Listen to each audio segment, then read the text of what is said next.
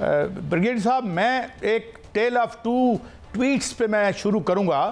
एक तो ट्रंप की तो आपने देखी, जिसमें उन्होंने मैक्रों के जो एक बात थी उस पर उसको डिनाइल दिया और कहा जी कि मैं जंग में कूद रहा हूं। मगर एक और ट्वीट है, बड़ी इंटरेस्टिंग है, मैं सारी नहीं पढ़ूंगा। ये ट्वीट कह रही है the world can move on without the United states, और उसका आखिरी पैरा पढ़ता हूं। बीच में उन्होंने जिक्र किया स्पेनिश एम्पायर का, ब्रिटिश एम्पायर का, फ्रेंच एम्पायर का, वो कैसे उभरी, कैसे गायब हुई, और वो आखिर में it's like a poetry in prose. Power veins, influence migrates, and legitimacy dies the moment it is assumed rather than earned. Should America forfeit the world's respect, it will discover what every fallen empire learned too late. The world moves on always. ये बड़ी एक interesting चीज़ थी जो Xi Jinping साहब के हवाले से सामने आई है। मगर मैं अब एक तो इस पर आप कमेंट कीजिएगा। सेकेंडली ये बताइए ब्रिगेडियर साहब कि कहाँ कितना ड्रैग कर सकता है ईरान, क्योंकि इसी में इसकी बका है।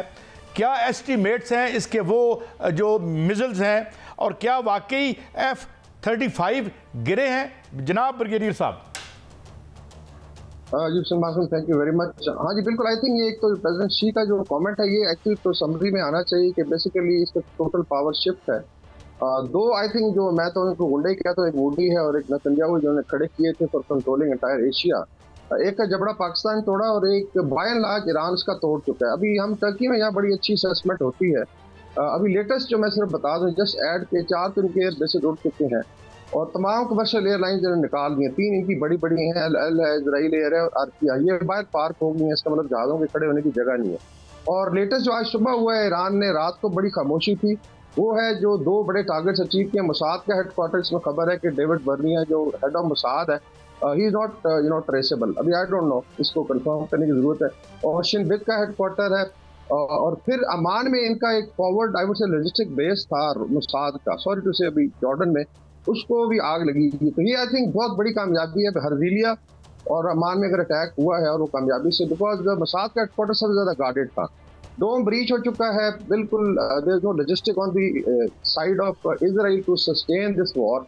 बात अभी ये हो रही है कि इजराइल कितना सस्टेन करता है, इट्स नॉट कि ईरान की डेप्थ पे मैं आता हूँ।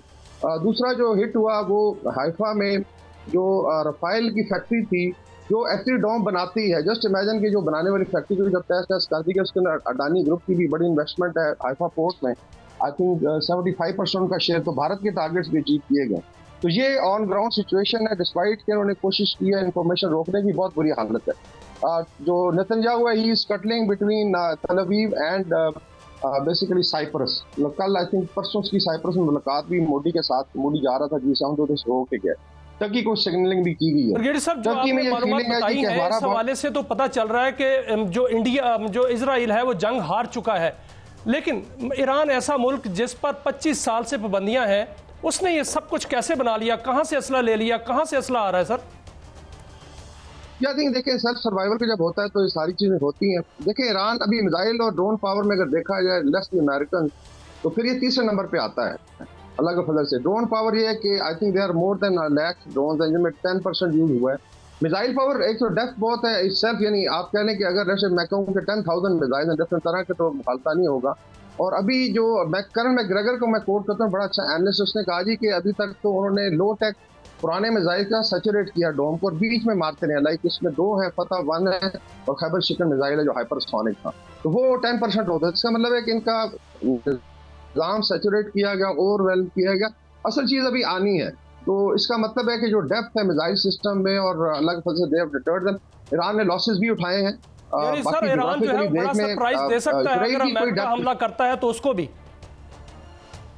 देखिए अभी इस पे मैं वही कह रहा था कि ट्रंप जो है आज इसके इन्वेस्टर जो है ना, अपना अमेरिकन इन्वेस्टर है माइक हकबी, जो पास्टर भी रहा है और कांग्रेसमैन भी शायद था, उसका ट्वीट जरा पढ़ें, बड़ा इंटरेस्टिंग है। वो तो अभी ट्रंप को कह रहा है जी कि अल्लाह की तरफ से आपने मुझे भेजा और जो है मैं आखिरी दम तक लड़ूंगा और आखिरी पोस्ट नहीं गिरने दूंगा। उसका मतलब देयर इज अ चांस कि इनकी जो लास्ट पोस्ट है वो भी फॉल कर जाएगी, वहां तक चीजें जा चुकी हैं। बाकी ये जो अमेरिका वाला I think it's like flipping a coin, कि आप इस वक्त ये हालत है कि कॉइन फ्लिप करें, हेड आ जाए और टेल आ जाए, क्या डिसीजन लेना बड़ा मुश्किल हो रहा है। दैट्स व्हाई आई थिंक अभी आप लाएं, जब अमेरिका ने कुछ शायद हिंट किया, बिकॉज अभी एक एयरक्राफ्ट कैरियर ग्रुप और एडिशनल आ गया, जो इन्होंने इंडो पैसिफिक से मूव किया जो चाइना के अगेंस्ट था। तो नाउ देयर आर 3 ग्रुप्स और सिग्नलिंग तो की है ताकि ईरान पे प्रेशर अभी प्रेसिडेंट शी का आप ये मैसेज लाएं, now he when he is hinting कि वर्ल्ड कैन लुक अराउंड, तो ये एक बहुत बड़ा हिंट है। I think in case US jumps in you will find China and Russia not directly jumping इन। और टर्क ये कह रहे हैं कि हमारा बॉर्डर पाकिस्तान इंडिया के बॉर्डर से शुरू होता है, यहाँ पे ये बात हो रही है और साइप्रस तक जाता है, ये जोन हमने बचाना है। कहते हैं सारे इकट्ठे हो जाते, people are talking, Pakistan, Iran, Turkey, 3 ही मुल्क रहेंगे इस्लामिक वर्ल्ड में, ग्लोबल साउथ में इनको टक्कर दे सकते हैं। तो ये देखिए बड़ी तेजी से सिचुएशन चेंज हुई है। आई वुड से कि एक बहुत बड़ा मार्का पाकिस्तान जीता अगेंस्ट मोदी 10 मई को, और एक ही आपके सामने तारीख जो है अनफोल्ड हो रही है। और जो इनका main thing is not destruction of Israel, जो उसका मिलिट्री सिस्टम इज अच्छा, बड़ी वैल्यूएबल इंफॉर्मेशन दे रहे हैं ब्रिगेडियर साहब। मैं पूरा मीडिया देख रहा हूं, 6 ग्रुप कंट्रोल करते हैं ईरान के, तो वो नुकसान हमें बता रहे हैं, मगर आप जो हमें बता रहे हैं कि एक सब्सटेंशियल डेंट या डैमेज किया है, जो अगर मैं आपकी बात ज़ाहिर ठीक समझाऊं तो अब ये फरमाइए कि आप कह रहे हैं कि 10% डिप्लीट हुआ है उसका असला। ये कितने दिन जंग और ड्रैग कर सकता है और इजराइल कितने दिन बर्दाश्त कर सकता है, कंसिडरिंग उसकी डेप्थ नहीं है, उसकी आबादी छोटी है, और इस तनाजुर में आप बैलेंस कैसे देखते हैं?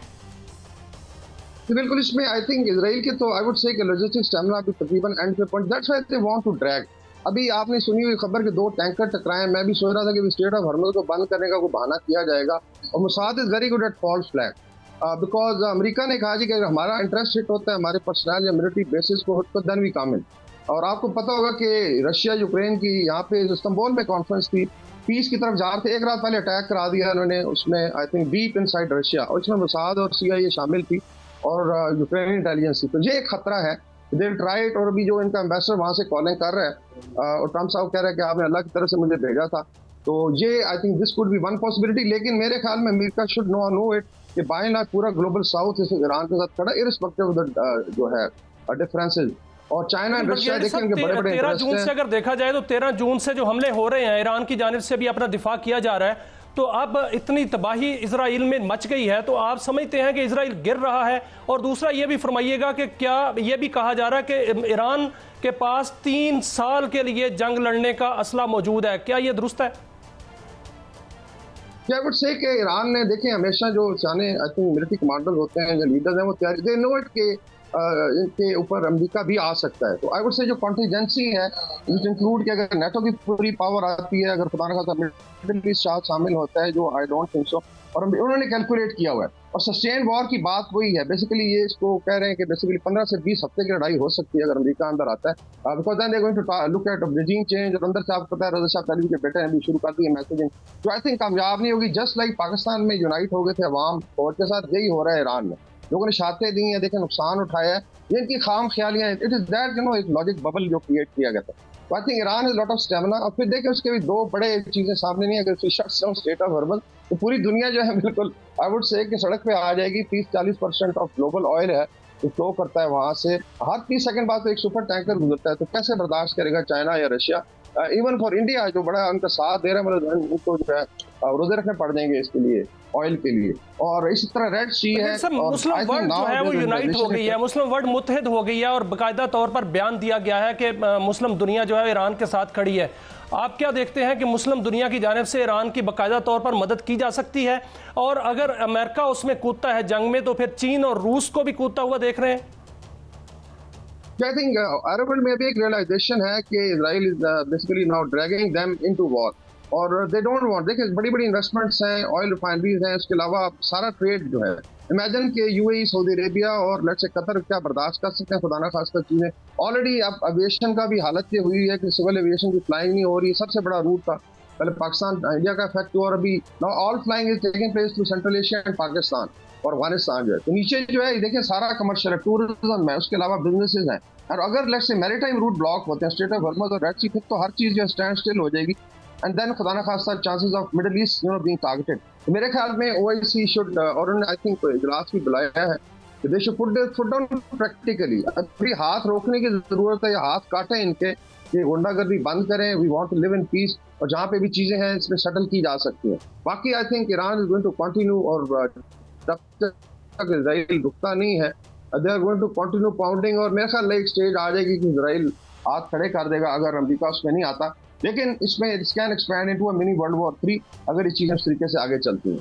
अच्छा ब्रिगेडियर साहब, ये फरमाइएगा कितना आपने अभी एक बड़ी इंपॉर्टेंट बात की, मैं उसको ज़रा एम्फेसाइज करना चाहता हूँ। इस वक्त यूरोप अमेरिका की हुकूमतें इंतहाई अनपॉपुलर हैं, उनके अवाम उनके ख़िलाफ़ खड़े हैं। कुछ अर्सा पहले हमने अरब स्प्रिंग भी देखी थी। तो डू यू थिंक कि एक ये ख़तरा भी है मिडल ईस्ट की जो मोनार्कीज़ हैं कि जनाब अगर ईरान को इस तरह से इन्होंने हाई हैंडेडनेस की तो they might be having a lot of problem their own countries at the hands of their own people? Ji देखें, ये हमेशा रहता है। एक और मैं ऐड कर दूं कि एक रिलीफ कॉन्वॉय चला हुआ है फ्रॉम नॉर्थ अफ्रीका, जिसमें अलजायर है, ट्यूनिस है, लिबिया है और किसी हद तक इजिप्ट के एक्टिविस्ट हैं। ये हज़ारों की तादाद में डॉक्टर्स हैं, इजिप्ट के बॉर्डर पे खड़े हैं, लिबिया इजिप्ट के बॉर्डर पे। खुदारा हमें जाने दे, विल ब्रेक द सीट और गाजा में हम रिलीफ दें। देखो गाजा को तो बेसिकली देखें ना, कोई सुनने वाला नहीं था। Now this is an opportunity. President CC पे भी प्रेशर है, इस जॉर्डन के किंग पे प्रेशर है। सॉरी टू से अभी जो है चीज़ें भी यहाँ पे बोलने वाली नहीं है, लेकिन मेरे ख्याल में अरब स्ट्रीट जो है इस वक्त बिल्कुल जाग रही है। Specially when they link it कि ईरान ने बेसिकली फ़लस्तीन के लिए लड़ाई की है, चाहे वो हमास थी, हिज़बुल्लाह थी। This is the time now to solve it. और अगर खुदा न खास्ता ईरान को डेंट होता है तो इसमें फिर पूरा आलम इस्लाम इफेक्ट होगा, बिकॉज ये किसी के सक्के नहीं है। दिस स्टार्टेड विद लिबिया, आपको याद होगा, सीरिया, फिर इराक, उससे पहले अफगानिस्तान। जिन्होंने एक तमाशा बनाया हुआ है कि प्रियम्पशन के नाम पे चले जाते हैं, देन दे डिस्टेबलाइज। और न्यू कॉन समझते हैं वेस्ट में कि शायद इस तरीके से आप जो है हेजेमनी को कायम रख सकते हैं तंग करके लोगों को। और I don't think so. China का बहुत बड़ा इंटरेस्ट है। यानी आपने ये भी कहा, मैं री एम्फसाइज कर दूं कि China and Russia may jump into it if it expands. जी जी बिल्कुल। देखिए उनका रशिया का लेफ्ट शोल्डर कहलाता है। एक्चुअली तो पहले सीरिया तक था, बेसिस वहां पे चले गए हैं। तो ईरान इज लेफ्ट शोल्डर, जिस पर देखें ऊपर जो राइट शोल्डर पे लड़ाई हो रही है। साहब बहुत शुक्रिया, आई एम सॉरी, मुझे अब अभी रोकना, यानी बहुत आपने कंट्रीब्यूट कर रहे थे, मगर ईरान अकॉर्डिंग टू ब्रिगेडियर साहब is very hard nut to crack and it might take a lot along with it अगर इस तरह की ये एक एडवेंचर किया गया।